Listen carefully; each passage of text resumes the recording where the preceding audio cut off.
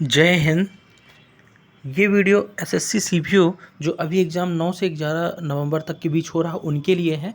और इस वीडियो में हम वो क्वेश्चन देखेंगे जो बीते सालों में डायरेक्ट आंसर की से कौन कौन से प्रीवियस ईयर के question most important GK GS से पूछे गए हैं, उन क्वेश्चनों को डायरेक्ट हम आंसर की से देखेंगे, है ना।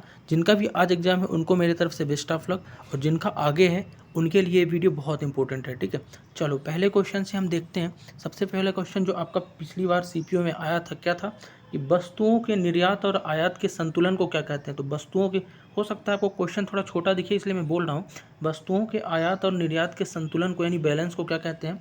तो व्यापार संतुलन बोलते हैं वस्तुओं के आयात और निर्यात के संतुलन को। ठीक है, अगले क्वेश्चन की तरफ बढ़ेंगे। अगला क्वेश्चन क्या लिखा हुआ है कि फूलों के अंडाशय के अंदर छोटे मनके जैसी संरचना को क्या कहा जाता है। तो फूलों के अंडाशय के अंदर जो छोटे मनके जैसी संरचना होती है ना, उसे बीजाणु बोलते हैं। ठीक है, नेक्स्ट क्वेश्चन है कि किस वर्ष पूर्व प्रधानमंत्री जवाहरलाल नेहरू द्वारा भारत के पहले नाभिकीय रिएक्टर का उद्घाटन किया गया। तो भारत के पहले नाभिकीय रिएक्टर का जो उद्घाटन है 1957 में जवाहरलाल नेहरू के द्वारा किया गया। ठीक है, अगला क्वेश्चन, हो सकता है आपको क्वेश्चन ना दिख रहा हो इसलिए मैं बोल रहा हूँ तो ध्यान से सुनिएगा, छोटे होने की वजह से। नेक्स्ट है कि कुछ जीव जो है ना CO2 और पानी के रूप में अकार्बनिक स्रोतों से प्राप्त सरल खाद्य सामग्री का उपयोग करते हैं। इन जीवों को किस नाम से जानते हैं। जो कार्बन डाइऑक्साइड और पानी का यूज करते हैं अकार्बनिक स्रोतों के लिए, उन्हें स्वपोषी कहा जाता है, जो खुद का पोषण खुद से करते हैं। ठीक है, नेक्स्ट है कि पौधों द्वारा प्रोटीन और अन्य यौगिकों के संश्लेषण में किस आवश्यक तत्व का उपयोग किया जाता है। तो पौधे जो है प्रोटीन और अन्य यौगिकों के संश्लेषण के लिए नाइट्रोजन का यूज करते हैं। किसका? नाइट्रोजन का। अगला क्वेश्चन आपके सामने है कि औपनिवेशिक शासन की स्थापना निम्न में से सबसे पहले कहाँ हुई। तो औपनिवेशिक शासन की स्थापना सबसे पहले बंगाल में हुई थी। कहाँ? बंगाल में। ठीक, नेक्स्ट क्वेश्चन आपके सामने है कि सूचनाओं का संचय न्यूरॉन के किस भाग में होता है। तो सूचनाओं का जो संचय है ना न्यूरॉन के द्रुमास भाग में होता है। किस में होता है? द्रुमास में। ठीक है, अगला है, अगला क्वेश्चन आपके सामने है, क्या कह रहा है अगला कि 1913 में साहित्य के लिए नोबेल पुरस्कार प्राप्त करने वाले पहले भारतीय, यानी कि पहले भारतीय जिनको नोबेल पुरस्कार मिला, कौन है।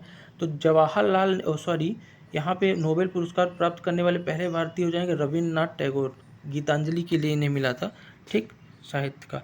अगला क्वेश्चन आपके सामने आ गया है कि भारतीय राष्ट्रीय आंदोलन के दौरान निम्न में से किसे मशीनों प्रौद्योगिकी का महिमा मंडन नहीं किए जाने के कारण मानव समाज का प्रतीक माना है। देखो, चरखा जो है ना, ये चरखा भारतीय राष्ट्रीय आंदोलन के समय प्रतीक था, गांधी जी का चरखा, क्योंकि इसने प्रौद्योगिकों का महिमा मंडन नहीं किया था। ठीक है, स्वदेशी। अगला क्वेश्चन है, बहुत इंपॉर्टेंट है कि स्पेनिश ला लीगा खिताब 2019-20 किसने जीता था। तो स्पेनिश ला लीगा खिताब जो है रियल मैड्रिड CF ने जीता था 2019-20 में। अगला क्वेश्चन आपके सामने है कि निम्नलिखित में से कौन सा देश संयुक्त राष्ट्र सुरक्षा परिषद का स्थायी सदस्य है। तो स्थायी सदस्य आपको बताना, चीन जो है ना स्थायी सदस्य है, भारत अस्थायी है। ठीक, नेक्स्ट क्वेश्चन आपके सामने है कि सत्यजीत रे की कौन सी फिल्म, प्रसिद्ध फिल्म जो है सत्यजीत रे की, अभिजात जमींदारी जीवन शैली की पतन की संबंधित है। तो जमींदारी के बारे में जो सत्यजीत रे की फिल्म बताती है ना, वो है जल सागर। कौन सी है? जल सागर। अगला क्वेश्चन है, खिलाफत आंदोलन का नेतृत्व किसने किया। तो खिलाफत आंदोलन का नेतृत्व किया था अली बंधु ने, अली ब्रदर्स ने। ठीक है, नेक्स्ट क्वेश्चन आपके सामने है कि कंप्यूटर के क्षेत्र में LIFO LIFO का पूर्ण रूप क्या है। तो LIFO का जो पूर्ण रूप है वो लास्ट इन फर्स्ट आउट है। क्या है? Last in first out. अगला क्वेश्चन है कि निम्न में से कौन सी इनपुट डिवाइस नहीं है। तो इनमें से आपको बताना है इनपुट डिवाइस नहीं है। तो प्लॉटर एक आउटपुट डिवाइस है, बाकी लाइट पेन, टच स्क्रीन और ट्रैक बॉल इनपुट डिवाइस है। ठीक है, अगला है कि इनमें से कौन सा पूंजी प्राप्ति का हिस्सा नहीं है। तो कर जो है ना, जो टैक्स होता है, पूंजी प्राप्ति का हिस्सा नहीं है। अगला है कि अलग अलग, सॉरी, एक अलग आंध्र के लिए हुए आंदोलन को क्या कहा जाता है। तो एक अलग आंध्र प्रदेश के लिए हुए आंदोलन को कहते हैं विशालांध्र आंदोलन। क्या कहते हैं? विशालांध्र आंदोलन, विशालांध्र आंदोलन। ठीक है, ये आंध्र प्रदेश को अलग आंध्र बनाने के लिए आंदोलन चलाया गया था। ठीक है, लेकिन ये सफल नहीं हुआ। नेक्स्ट है कि लंदन में संपन्न हुए दूसरे गोलमेज सम्मेलन में कांग्रेस का प्रतिनिधित्व किसने किया? तो 3 गोलमेज सम्मेलन हुआ था, जिसमें दूसरे गोलमेज सम्मेलन में महात्मा गांधी ने भाग लिया था और उन्हीं ने प्रतिनिधित्व किया था। अगला है कि इनमें से कौन सी एक कंप्यूटर की विशेषता नहीं है? तो इसमें से देखो, इंटेलिजेंसी जो है ना, ये कंप्यूटर की विशेषता नहीं है, एक्यूरेसी, डाटा स्टोरेज, स्पीड है। ठीक है। अगला क्वेश्चन है कि तमिल नववर्ष यानी तमिलनाडु में नववर्ष किस नाम से जाना जाता है? तो बरूसा पिराप्पू, तमिल के नववर्ष को बोलते हैं बरूसा पिराप्पू। ठीक है। अगला है कि भारत में राज्य पुनर्गठन आयोग की स्थापना कब हुई? तो 1953 में हुई थी राज्य पुनर्गठन आयोग की स्थापना। फजल अली के द्वारा शायद हुई थी। अगला क्वेश्चन है यूएन यानी यूनाइटेड नेशन के 8वें महासचिव कौन है? तो 8वें कौन है? बान की मून। लेकिन अभी कौन बन गए हैं? Antonio Guterres. फिलहाल एंटोनियो गुटेरेस हैं। नेक्स्ट है सामान्य परिस्थितियों में अम्ल की अभिक्रिया पेट से अंदरूनी परत को बचाने का कार्य कौन करता है? तो सामान्य परिस्थिति में अम्ल की अभिक्रिया से पेट को बचाने के लिए बलगम जो होता है ना, वो म्यूकस जिसको बोलते हैं, वो पेट में अम्ल से बचाता है, जो बलगम होता है। ठीक। अगला क्वेश्चन है कि विभिन्न विद्युत उपकरणों में विद्युत धारा के तापीय प्रभाव पर आधारित उपकरण क्या है? तो विद्युत धारा के तापीय प्रभाव पर आधारित उपकरण जो है फ्यूज है।